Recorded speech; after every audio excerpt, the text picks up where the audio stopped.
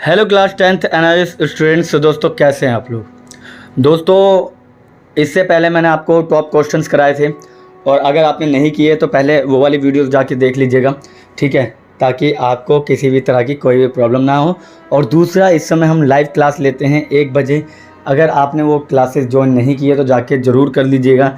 Number आपको corner में दिख रहा होगा, ठीक है। आप सभी लोगों को कॉर्नर में नंबर दिख रहा है ना, तो ये कॉर्नर में जो नंबर दिख रहा है ना, वो आप उस पर मैसेज करके आप हमसे पीडीएफ भी ले सकते हैं, ठीक है। यहाँ पे पीडीएफ भी आपको मिल जाएगी और प्लस में आप लोगों को क्या मिल जाएगा, हाँ, उन लाइव क्लास का एक लिंक भी मिल जाएगा जिससे आप लाइव क्लास ज्वाइन करके हमसे ले सकते हो। और उसमें मैं आपको थोड़ा बेहतर पढ़ाता हूँ और चीज़ों को क्लियर करता हूँ, क्योंकि देखिए क्या होता है, प्रॉब्लम बहुत सारी होती है, समस्याएं होती है, तो उन समस्याओं का समाधान भी हम उस क्लास में करते हैं, ठीक है। चलिए तो स्टार्ट करते हैं। आज के टॉप 4 क्वेश्चन देखते हैं कौन कौन से हैं। तो फर्स्ट क्वेश्चन है, भारत की जलवायु को प्रभावित करने वाले कारकों का वर्णन करिए। जो भी बच्चे ऑन डिमांड एग्ज़ाम दे रहे हैं या फिर पब्लिक एग्ज़ाम दे रहे हैं, दोनों के लिए फ़ायदेमंद है। जब और सबसे ज़्यादा इस समय ऑन डिमांड वालों के लिए फ़ायदेमंद है ये, क्योंकि तुम्हारा एग्ज़ाम पास में आ रहा है और यही क्वेश्चन आने के चांसेस रहेंगे, ठीक है। चलिए, तो भारत की जलवायु को प्रभावित करने वाले कारकों का वर्णन करने के लिए सबसे पहले बात करते हैं कि भारत में आमतौर पर उष्णकटिबंधीय मानसूनी जलवायु होता है, ठीक है। तो सबसे पहले हमें जानना होगा कि भारत के अंदर जलवायु किस प्रकार की है। तो कि भारत के अंदर जलवायु जो है ना, वो उष्णकटिबंधीय मानसूनी जलवायु है। यानी उष्णकटिबंधीय उसे कहते हैं जहाँ पे आपको शीतोष्ण भी मिल जाएगा, यानी कि शीत भी मिल जाएगी, ठंड भी मिल जाएगी ऊपर की तरफ, और गर्मी भी मिल जाएगी। मगर सबसे ज़्यादा यहाँ पे गर्मी होती है इन इलाकों में। तो वैसे कि भी आप जानते हैं कि इंडिया के अंदर गर्मी कई क्षेत्रों में सबसे ज़्यादा रहती है और कई क्षेत्रों में परमानेंट ही गर्मी देखने को मिल जाती है आपको, है ना। तो मुझे आप कमेंट में बताइए कि कौन से क्षेत्र में सबसे ज़्यादा गर्मी देखने को मिलती है इंडिया के अंदर, ठीक है। चलिए अब हम बात करते हैं कि उसको प्रभावित करने वाले कारक कौन कौन से हैं। तो पहला कारक है हमारे सामने स्थान। क्या है? स्थान, ठीक है। जो स्थान भूमध्य रेखा के करीब है वहाँ तापमान हमेशा अधिक रहता है। जैसे जैसे आप ध्रुवों की ओर जाते हैं तापमान घटता रहता है। और हमारा देश भारत की दक्षिणी जलवायु उष्णकटिबंधीय है और उसके उत्तर में जलवायु उपोष्णकटिबंधीय है। तो आपको बस ये याद करना है इसमें कि भूमध्य रेखा के करीब जाओगे तो तापमान अधिक रहता है और ध्रुवों की तरफ जाते रहोगे तो घटता रहता है, ठीक है। घटने का मतलब होता है कि घटता रहेगा, मतलब बर्फ़ आती रहेगी, यानी ठंडा होता रहेगा, ठीक है। क्योंकि देखिए जब तापमान गिरता है तभी तो ठंडा आती है, ठीक है। तापमान बढ़ता है तो गर्मी आती है, ठीक है। तो भूमध्य रेखा की तरफ आप जाते रहेंगे तो वहाँ पे तापमान अधिक रहता है, गर्मी अधिक रहती है। इसीलिए हमारे देखो सेंट्रल में कई सारे स्टेट है जहाँ पे गर्मी बहुत देखने को मिलती है, चाहे राजस्थान हो गया, मध्य प्रदेश हो गए।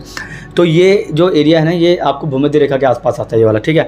तो यहाँ पे सबसे ज़्यादा आपको देखने को मिलेगी गर्मी वगैरह। वहीं पर ऊपर की तरफ देखोगे तो ध्रुवों की तरफ जाते हुए ऊपर की तरफ देखोगे तो क्या है, जम्मू कश्मीर, लद्दाख, ये ध्रुवों की तरफ जा रहे हैं, इसलिए वहाँ पर ठंडा एरिया है, ठीक है। सबसे ज़्यादा रसिया के अंदर ठंड देखने को मिलती है। क्यों? क्योंकि रसिया सबसे ऊपर ध्रुवों के पास में, ठीक है। ग्रीनलैंड, रसिया, ठीक है, यूरोप की कई कंट्रीज़, तो यहाँ पे इसलिए ठंड देखने को मिलती है हमें सबसे ज़्यादा, ठीक है। दूसरा है समुद्र से दूरी। समुद्र से दूरी की जब बात करता हूँ तो भारत हम लोगों को पता है कि 3 ओर से समुद्र से घिरा है। पश्चिम में आप अरब सागर देख सकते हैं, पूर्व में आप बंगाल की खाड़ी देख सकते हैं, दक्षिण में आप हिंद महासागर देख सकते हैं।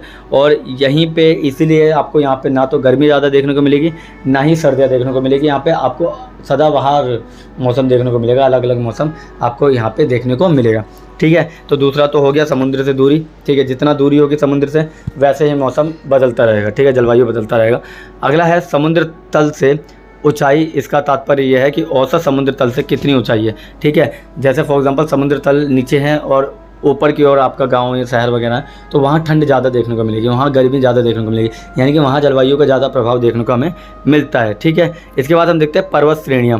पर्वत श्रेणियों के अंदर हमने लास्ट टाइम कल बात भी की थी पर्वत श्रेणियों में कि जो हिमालय है ना, हिमालय के ऊपर क्या है, तापमान घटता हुआ दिखेगा तुम्हें, ठीक है। समझ में आ गया। वहाँ पे जलवायु का आपको एक अलग रूप मिलेगा, वहीं साउथ की तरफ आपको जलवायु का एक अलग रूप देखने को मिलेगा, ठीक है। और सबसे ज़्यादा इंपॉर्टेंट है जेट वायु धाराएं, जो कि 12,000 मीटर की ऊंचाई पर चलना शुरू करती है और ये पूरे के पूरे मौसम को ही बदल के रख देती है, ठीक है। अगर ये धाराएं तेज़ होने लगती है तो वहाँ पे बारिश होने के चांसेस दिखने लगते हैं, ठंड आने के चांसेस दिखने लगते हैं, ठीक है। और अगर गर्म आने लगे, लू के रूप में आने लगे, तो फिर तो लू देखने को मिलता है हमें, ठीक है। क्लियर, समझ में आ गया। चलिए तो सेकंड क्वेश्चन देखते हैं क्या है हमारे सामने।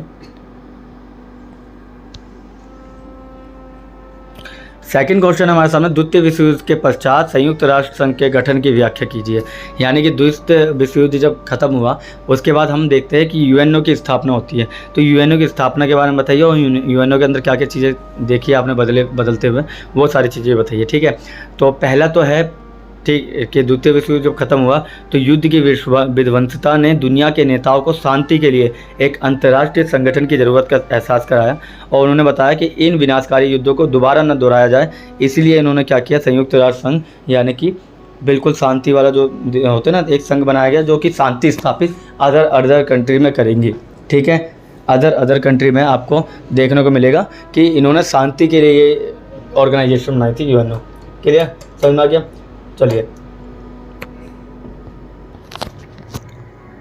तो सेकंड क्वेश्चन है हमारे सामने, द्वितीय विश्व युद्ध के बाद संयुक्त राष्ट्र संघ के गठन की बात कर रहे थे। देखिए, दूसरा विश्व युद्ध जब खत्म होता है ना, तो एक चीज़ देखने को मिलती है हमें कि संयुक्त राष्ट्र संघ आता है जो कि बाकी कंट्रीज़ के लिए दोबारा लड़ाई ना हो ऐसी, उनके लिए एक ऑर्गेनाइजेशन बनाता है। और इस ऑर्गेनाइजेशन का सबसे पहला काम क्या था, शांति स्थापित करना, मुख्य देश में शांति और सुरक्षा बनाए रखना, भविष्य में युद्ध दोबारा ना हो, अंतर्राष्ट्रीय विवादों को शांतिपूर्ण तरीके से रोकना, ठीक है, या फिर हल करना, और इसके अलावा अंतर्राष्ट्रीय सहयोग को बढ़ावा देना। ये इनके प्रमुख उद्देश्य थे। संयुक्त राष्ट्र संघ की स्थापना 24 अक्टूबर 1945 को सैन फ्रांसिस्को सम्मेलन में हुआ, जहाँ पे संयुक्त राष्ट्र चार्टर के 50 देशों के साथ हस्ताक्षर किए और इसका मुख्यालय जो है वो न्यूयॉर्क में आज भी है। ठीक है, समझ में आ गया। तो संयुक्त राष्ट्र संघ एक ऑर्गेनाइजेशन है जो कि देखता है कि बाहर जो कंट्री है, बाहरी कंट्री है, उनके बीच में युद्ध ना हो दोबारा। ठीक है, जैसे युद्ध पहले देखने को मिले थे ना हमें, वही युद्ध अब दोबारा ना देखने को मिले, यही चाहते हैं कि संयुक्त राष्ट्र संघ में ये दोबारा ना देखने को मिले। ठीक है, समझ में आ गया, दोबारा युद्ध ना हो सेकेंड वर्ल्ड वॉर की तरह, इसीलिए इस ऑर्गेनाइजेशन को बनाया गया। ठीक है, समझ में आ गया। चलिए, तो थर्ड क्वेश्चन है हमारे सामने, मौसम और जलवायु के बीच में मुख्य अंतर बताइए।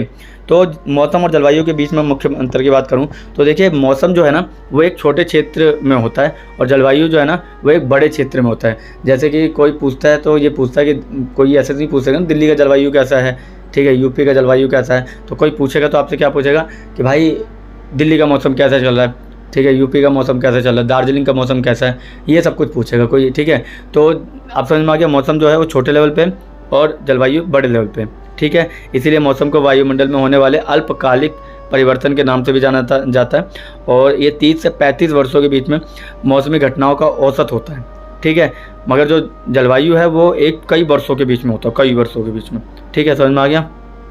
ठीक है, एंड द लास्ट क्वेश्चन है, भारत के समाज और संस्कृति पर क्या प्रभाव पड़ा। ठीक है, यानी कि भारत में जो समाज और संस्कृति पर ब्रिटिश वालों का क्या प्रभाव पड़ा। तो पहला है, भारत में ब्रिटिश शासन के आगमन के साथ भारतीय समाज में सामाजिक, आर्थिक और राजनीतिक क्षेत्र में परिवर्तन आया। जैसे फॉर एग्जांपल, पहला पॉइंट है, सती प्रथा, बाल विवाह और शिशु हत्या जैसी मुद्दों पर ब्रिटिश वालों ने रोक लगाई। इसके बाद स्वतंत्रता, समानता की बात की, मानवाधिकार दिए। ठीक है, लिंग और जाति भेद जो था उसको ख़त्म किया। ठीक है, ये सराहनीय काम है। महिलाओं के लिए भी उन्होंने सोचा, महिलाओं के लिए भी काम किया। अंग्रेज़ों द्वारा अलग अलग कानून लाए गए। ठीक है, और ब्रिटिश अधिकारियों द्वारा भारतीय समाज में कैथोलिक धर्म की शुरुआत हुई, यानी कि इससे पहले ईसाई धर्म इतना एक्टिव नहीं था जितना एक्टिव अब हुआ है। ठीक है, यानी उनके आने के बाद हुआ है, इतना एक्टिव पहले ईसाई वाले नहीं थे। ठीक है, जितना अब हुआ है। ठीक है, and the fourth point is, अंग्रेज़ों ने भारतीय समाज में अंग्रेजी भाषा को लाने में उत्सुकता दिलाई और स्थानीय भाषाओं की उपेक्षा की। ठीक है, तो अंग्रेज़ों ने क्या किया, अंग्रेजी भाषा भी यहाँ पे हमारे देश पे थोपी। ठीक है, और बाकी जो हमारी स्थानीय भाषा है ना, उनकी बहुत ज़्यादा बुराइयाँ की, जैसे अवधी, ब्रजभाषी, उर्दू, इन सब की बहुत बुरी तरह से उन्होंने क्या किया, बोला कि अरे ये कोई लैंग्वेज है सीखने वाली, लैंग्वेज सीखने वाली है अंग्रेजी। ठीक है, आप लोगों को अंग्रेजी सीखनी चाहिए। और आज की डेट में आप देख सकते हैं कि बाकी कंट्रीज़ के अंदर भी अंग्रेजी ही चलती है, हमारे देश में भी अंग्रेजी की वैल्यू बहुत ज़्यादा है। And the last is, British संसद में 1813 का एक चार्टर अधिनियम आता है, उसके तहत 1 लाख रुपए की राशि स्वीकृत की गई थी। ठीक है, स्वीकृत की जाती है 1 लाख रुपए की राशि, जो कि पश्चिमी विज्ञान को बढ़ावा देने के लिए। ठीक है, तो पश्चिमी शिक्षा को बढ़ावा देने के लिए वो बजट भी पेश करते थे शिक्षा के लिए। ठीक है, समझ में आ गया। तो ये थे आपके टॉप क्वेश्चंस।